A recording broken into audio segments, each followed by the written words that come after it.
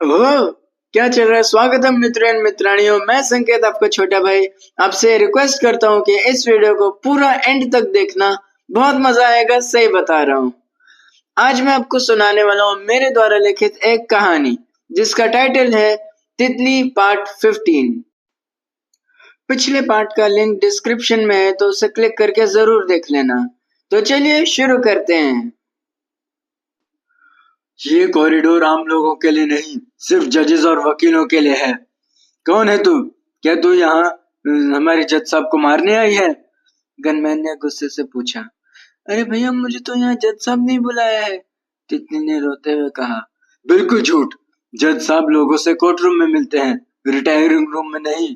वो आराम करते हैं यहाँ, गुस्से से सिक्योरिटी गार्ड ने कहा। रीडर साहब ने खुद मुझे बताया है कि जज साहब ने मुझे यहाँ बुलाया है। प्लीज मेरे यकीन कीजिए, मैं सच बोल रही हूँ, तितली ने रोते हुए गुहार लगाई। बेशरम बदतमीज लड़की, हमसे जबान लड़ाती है। एक तो चोरी, ऊपर से सीना जोरी। गार्ड, पुलिस को बुलाओ और इस हमलावर को तुरंत गिरफ्तार करो, गनमैन ने सिक्योरिटी गार्ड से कहा। तुरंत सिक्योरिटी गार्ड ने कोर्ट के पुलिस चौकी में फोन किया और 5 मिनट में ही 4 पुलिस वाले वहां पहुंच गए। तितली के मना करने के बावजूद भी वो सभी आदमी एक औरत और 2 साल की बच्ची को जबरन पकड़ के चौकी में ले गए।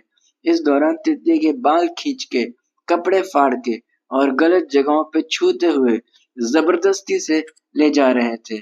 वहां तितली और परी को लॉकअप में डाल दिया और कागजों में ये लिखा कि तितली ने जज पे हमला करने के इरादे से वहां घुसी। कंप्लेंट में ये लिखा कि गार्ड्स ने उसे रोका तो तितली ने उनको जान से मारने की धमकी दी। एफआईआर में ये लिखा कि तितली ने उन पे सरकारी काम में बाधा डाली। इस तरह से जज और अविनाश ने मिलकर तितली के खिलाफ झूठा मुकदमा डाल दिया और इसी के तहत तितली को जेल में डाल दिया। महिलाओं को सिर्फ महिला पुलिस ही छू सकती है, लेकिन यहाँ तो 6 मर्द मिलके एक अकेली लड़की को घसीट रहे थे। 2 साल की मासूम परी भी उसी के साथ हवालात में रही और ये गैर कानूनी कारावास 11 दिन तक चला। इसी बीच तितली को कई बार मानसिक यातनाएं दी गई और एक दिन जेलर ने उसको थप्पड़ भी मारा। 12वें दिन वही जज जेल में निरीक्षण के लिए आया तो तितली उससे मिलने गई। वो तितली को पहचान गया दूर से ही देखकर और बोला, बेटा मैं तो आपके लिए ही आया हूँ। तितली को फिर से रोना आ गया और उसने अपनी सारी आपबीती सुनाई। जज ने कहा कि आप पर्सनल बॉन्ड पे जमानत याचिका डाल दो, मैं आप दोनों को जमानत दे दूंगा। उसने तितली से एप्लीकेशन लिखवाई और 10,000 रुपए के मुचलके पे उसे छोड़ दिया। 12वें दिन की शाम को जब तितली मेघना के घर से अपना सामान लेने गई तो वो तितली को बहुत अच्छा बन के दिखाने लगी। तितली फिर से बापनू घर पहुंच गई और वहां सामान डाल के रहने लगी। कुछ दिन बाद एक और वकील मिला जो कि लीगल एड एडवोकेट था, यानी वो वकील जिनको केस लड़ने के लिए पैसे सरकार से मिलते हैं।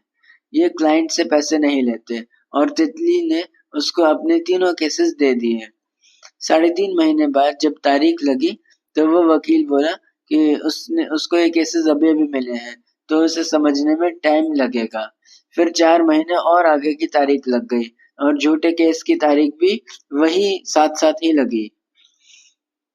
तितली ने ये सब अपने माता पिता और मानव को बताया तो उनको बहुत बुरा लगा। उन्होंने मानव को 4,000 रुपए देके दिल्ली भेजा और मानव ने तितली से मिलके उसे 6,000 रुपए दे दिए। बाकी के 2,000 रुपए उसने अपनी तरफ से अपनी बचत में से दिए थे। उसने कहा कि 6,000 उसके माता पिता ने ही दिए हैं तो तितली ने ले लिए, नहीं तो वो नहीं लेती। फिर तारीख वाले दिन 2 केसेस में पेन ड्राइव जमा हुई और झूठे केस में दिल्ली पुलिस ने चार्जशीट दायर की। जज ने दोनों केसेस में अलग गवाह बुलाने और झूठे केस में आर्ग्यूमेंट शुरू करने का आदेश दिया। पुलिस ने कहा कि तितली ने जज को जान से मारने की कोशिश की, गनमैन को जान से मारने की धमकी दी और सिक्योरिटी गार्ड की सरकारी काम में बाधा डाली। फिर से 4 महीने आगे की तारीख लगी और अविनाश ने नए वकील को अपने पास बुलाया। क्या अविनाश ने अब हार मान ली है? क्या वो तितली को कुछ पैसे देकर शांत करेगा? आगे क्या होगा जानने के लिए देखिए part 16। Well that's it for today. Video पसंद आया तो लाइक करो, अभी तक नहीं किया तो डू सब्सक्राइब। मेरे चैनल नेम पे क्लिक करके मेरे बाकी वीडियोस भी देखो। तो मिलते हैं नेक्स्ट वीडियो में, तब तक के लिए पीस आउट।